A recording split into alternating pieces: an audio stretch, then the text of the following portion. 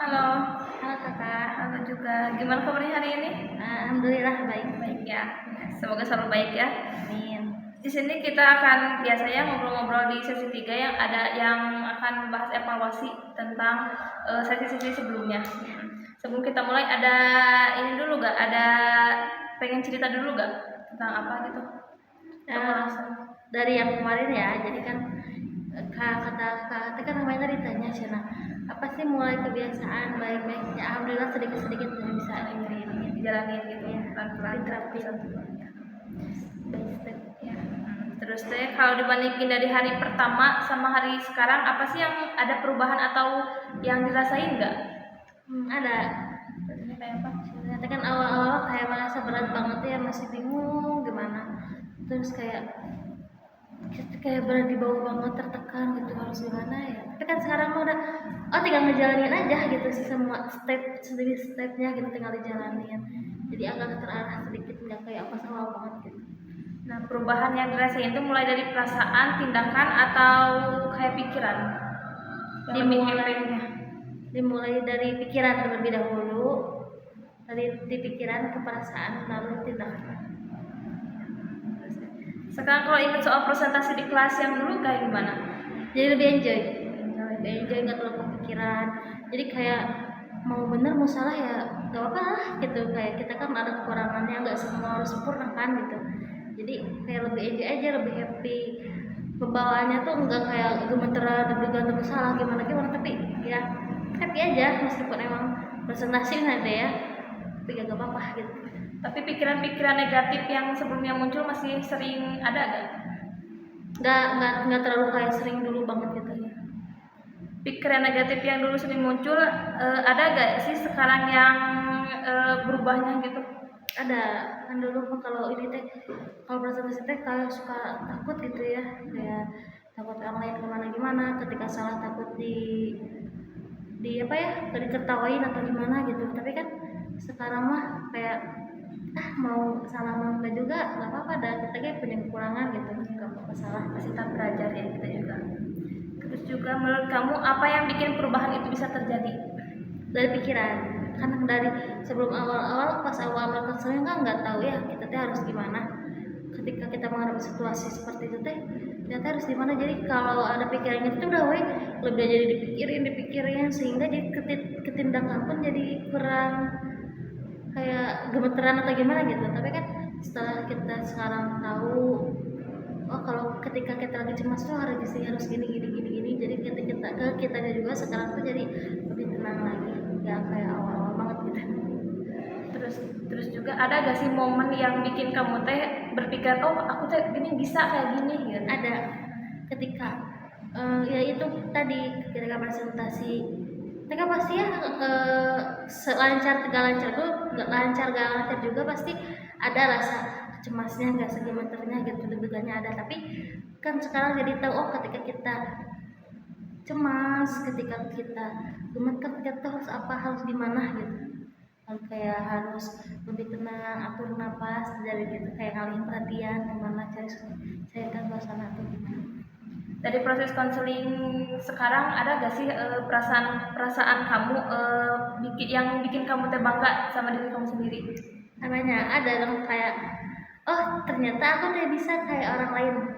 Kan dulu waktu konseling yang pertama kan kayak gimana sih caranya kayak orang lain, presentasi tuh ya selancarnya gitu, ngalir gimana, tapi ternyata setelah dicoba, oh ternyata aku juga bisa kayak orang lain gitu, bisa presentasi selancar itu.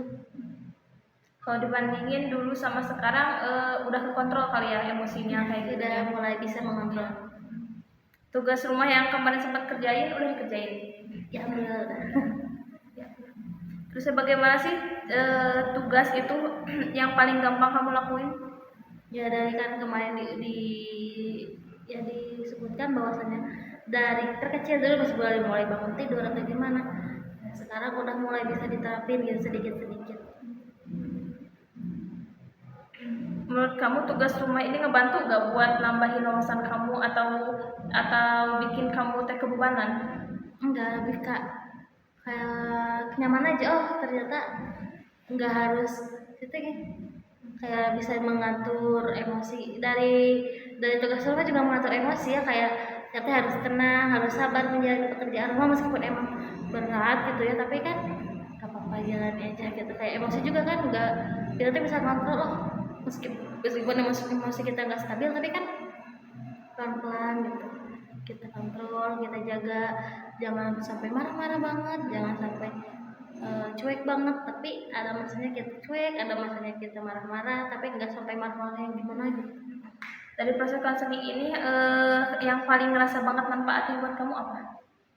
Dari ini ya, pas awal dari presentasi sih yang paling banyak terasa, soalnya kan kalau pekerjaan rumah mah kayak apa ya, itu mah hal yang emang jadi pilihan ya, pilihan kita mau ngerjain atau enggak gitu. Tapi kan kalau presentasi mah itu mah kayak tanggung jawab kita, Jadi sedikit membantu ya gitu. Terus juga teknik mana yang menurut kamu tuh yang kurang cocok sama diri kamu? Teknik yang kurang cocok itu kayak apa ya, mengatur itu semuanya tuh harus produktif, tapi kan kayak mengatur waktu kan harus dijadwal ya, jam segini sampai jam segini kita harus ngapain aja, jam segini sampai jam segini kita harus ngapain aja. Sementara kan kepentingan kita tuh gak harus sesuai aturan itu, ada kepentingan yang emang tiba-tiba ada, kadang enggak, atau ada yang mendesak, ada yang enggak. Pas kamu nyobain latihan perilaku behavior activation, apa sih tantangannya? Yang tugas kemarin, yang aktivitas kayak gitu. Tantangannya rasa males dalam diri aku, tantangannya yang harus dilawan gitu. Ada gak momen dimana kamu pengen nyerah atau malas melanjutin latihan? Ada sih, ketika emang aku udah males banget, kadang kan sekarang banyak aktivitas juga ya di pesantren gitu, lagi sibuk, jadi kadang mah nanti dulu atau aku tuh capek gitu kadang gitu. Tapi kita harus kan mau berubah gini jadi sedikit dipaksain. Menurut kamu perubahan kecil yang paling ngefek banget apa sih?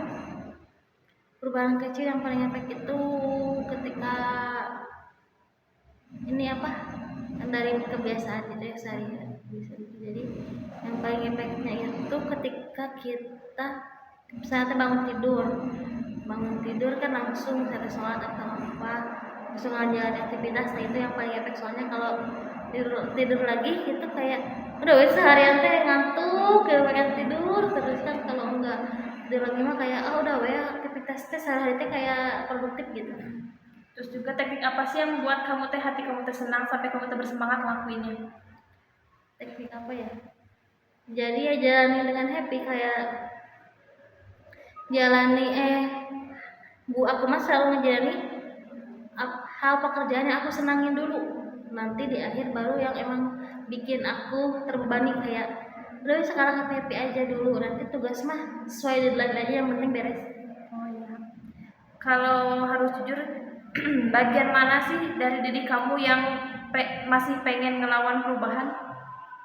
Kayak diri kamu pengen berubah apa aja? Masa males males banget sumpah, saya pengen berubah banget, tapi kayak males gitu ngelawannya juga. Terus juga dari diri kamu, apa yang paling ngebantu kamu buat terus berproses? Motivasi, dorongan dari entah itu dari teman, kadang cemoohan orang lain juga bisa jadi dorongan kan itu. Tapi ada dorongan negatif, ada dorongan positif, mungkin itu negatifnya. Positifnya mungkin dari orang tua, dari diri sendiri. Motivasi terbesar kamu untuk berubah apa sih? Kayak pengen lebih produktif, kata kelihatannya tuh produktif itu nyaman gitu dilihatnya, jadi semua pekerjaan itu beres. Pengen banget gitu, soalnya aku kan sekarang masih ini ya, apa ya, masih ngelakuin hal nurutin kemalas aku ya, jadi semua pekerjaan tadi ditunda, jadi nggak beres-beres. Tapi kalau produktif itu semua pekerjaan tuh pasti beres gitu. Makanya hal yang paling mendorong aku pengen berubah itu pengen produktif kayak orang lain. Terus juga faktor apa sih dari diri kamu sendiri yang kadang membuat kamu jadi kehambat? Yang paling mendorong itu kadang Kemudian yang paling mendorong aku menghambat perbuatan yang produktif. Kan kaki aku teh pengen produktif ya, ternyata terus ada hal yang emang bikin aku teh gak mau gitu. Nah itu yang paling mendorong. Terus juga lingkungan sekitar kamu lebih banyak ngebantu atau malah jadi beban berat buat kamu?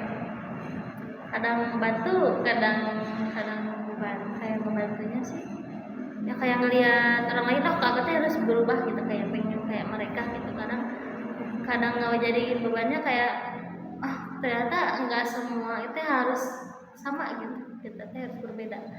Kadang kan ada orang yang ada orang yang ih Cina kenapa kamu mau gini gini gini gini, tapi kan semua orang teh berbeda gitu ya. Jadi kadang ada yang membantu, kadang ada yang menjadi beban. Tapi ada nggak sih seseorang yang buat kamu terlebih pede gitu mikirin sesuatu? ada ada ya, itu ada orang-orang yang buat aku teh pede, ada karena orang itu teh kayak yang buat aku teh berpikir kamu teh gak apa-apa salah gitu kan, gak apa-apa kamu salah, dan kamu teh nggak selalu sempurna gitu, gak harus dengerin kata orang lain. Nah orang itu teh sahabat aku, jadi kayak dari dulu emang aku teh kayak aku takut salah, aku mau gitu takut salah, tapi kan kata temen aku teh kamu teh gak apa-apa salah, kamu gak apa-apa, orang lain nggak apa-apa, gak kayak kamu nggak sesuai ekspektasi orang lain nggak apa-apa, nggak harus dengerin omongan orang lain gitu. Soalnya ada kalau kamu terlalu mendengar omongan orang lain, nanti kamu capek sendiri gitu. Terus juga ada gak sih situasi yang atau teman kamu yang bikin kamu teh malah drop gitu? Ada ketika kita teh ngejalanin aktivitas kita, kan setiap orang kan punya aktivitas masing-masing dan eta teh punya alasan ya. Terus tiba-tiba orang lain teh menghakimi aktivitas aku, misalnya teh ih kamu mah gini wae gitu teh, tanpa orang lain tuh tahu alasan aku teh apa. Kadang mah bikin drop banget, kayak kenapa sih kamu ngejudge aku seperti itu, kan nggak pasti kan semua orang ngelakuin hal teh ada alasannya, nggak langsung Benar-benar ngelakuin yang kayak gitu. Terus keyakinan apa sih tentang diri kamu yang bikin kamu teh ragu atau ragu untuk maju gitu? hal yang pikir aku ragu itu ini apa, ketika aku nggak percaya akan hasil yang aku dapatkan. Jadi kan pasti ya semua semua tujuan itu harus ada proses. Nah ketika aku sudah membayangkan tujuan aku teh proses hasilnya teh bakal seperti ini, tapi dalam prosesnya teh aku teh sudah sungguh-sungguh nih buat mencapai tujuan dengan hasil yang udah aku bayangin, tapi ternyata nggak sesuai dengan ekspektasi aku, sehingga untuk melakukan proses selanjutnya aku teh takut si hasilnya teh nggak sesuai dengan perkiraan aku. Jadi buat apa proses yang bener, proses kerja keras yang sangat besar tetapi hasilnya sia-sia. Jadi udah baik. Menurut kamu keyakinan itu realistis atau cuma kebiasaan mikir aja? Realistis. Soalnya gini, kadang aku ya pernah mindset kan ya, keyakinan tuh mindset kan ya, kayak aku tuh berpikir positif dan emang benar terjadi. Ternyata kita teh ternyata keyakinan itu akan menimbulkan perbuatan. Juga kalau keyakinan itu muncul lagi gimana? Kamu mau ngelakuin apa? Ubah keyakinan aku sebisa mungkin. Makanya jadi kan keyakinan negatif pasti ada ya, pasti ada mindset negatif atau keyakinan negatif, tapi gimana caranya kita tuh ngerubah si mindset itu jadi positif. Jadi nanti udah ada mindset negatif nih, nanti kalau gini, kalau ini emang terjadi mindset negatif itu, aku harus punya jalan keluar. Jadi udah nyiapin jalan keluarnya gini, sehingga kalau emang benar terjadi, aku udah bisa langsung ke jalan keluar. Strategi apa sih yang menurut kamu perlu dilanjutin? Kayak strategi yang harus dilanjutin dari mulai ini apa, misalnya di presentasi ya, itu ada strateginya, nggak harus tiba-tiba presentasi. Nah strategi aku tuh yang harus dilakukan itu kayak persiapan terlebih dahulu, baca-baca materi, baru presentasi gitu siap. Nah, keseharian pun juga sama, dalam melakukan hal apapun kita harus butuh persiapan. Entah itu dalam misalnya kan di pondok ya, di asrama harus nganterin anak-anak, kan itu juga harus persiapan. Apa persiapannya? Mental. Yang dipersiapinnya mental gitu misalnya gitu. Terus juga strategi apa sih yang perlu kamu tambahin atau kurangi? Strategi yang harus ditambahin banyak, yang harus ditambahin dalam strategi belajar, dalam strategi. Jadi aku tuh harus menambah strategi lagi, nggak hanya itu saja gitu, karena kan ada yang relevan dilakukan, ada yang tidak gitu ya. Kalau yang dikurangin enggak sih, soalnya masih banyak orangnya. Terus juga kalau latihannya dibikin ringan, kamu kamu akan mulai dari mana? Latihan seperti apa? Latihan kayak produktif kayak gitu. Dimulai dari hal-hal terkecil yang emang bikin aku nggak terasa terbebani. Nah, dimulai dasar aja. Kayak yang di hierarki kebutuhan itu kan dari kebutuhan paling kecil, kayak kebutuhan pangan dulu kan, kebutuhan kayak minum, makan itu dulu, baru ke belajar nantinya. Terus juga kamu lebih suka tantangan yang kecil tapi rutin atau tantangan yang besar tapi jarang? Besar tapi jarang. Soalnya kayak kecil tapi rutin mah kayak ini mah udah biasa. Jadi ke kita teh nggak ada tantangan untuk berubah. Tapi kan kalau ada besar tapi jarang mah kayak kita teh harus siap-siap nih kapan adanya gitu. Terus juga ada gak sih teknik yang pengen kamu coba? Teknik yang pengen aku coba itu apa ya? Ini apa teh? Teknik belajar Pomodoro yang 25 menit belajar, 5 menit istirahat. Nah, pengen aku coba tapi kayak aku mah gak bisa gitu, tapi pengen dicoba gitu. Terus juga target teh emang menurut kamu teh menantang, tapi kamu teh mungkin dilakuin atau enggak? Yang apa? Teknik Pomodoro mungkin dilakuin, tapi aku ini harus emang bener-bener pengen gitu.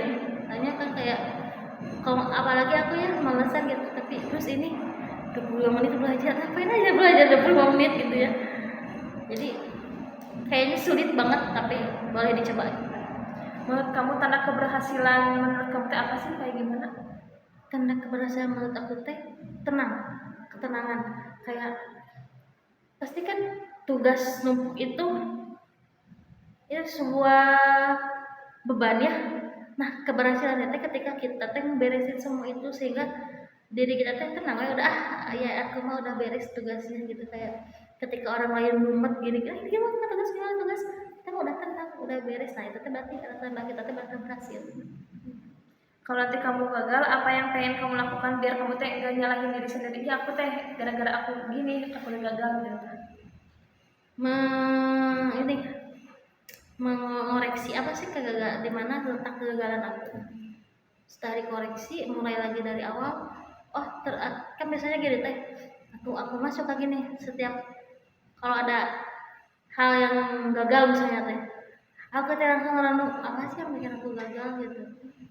Dipikirin lagi perbuatan apa gitu. Kalau ini yang bikin aku gagal teh, aku perbaiki dari situ. Meskipun emang pasti nyalahin diri sendiri pasti ada gitu ya.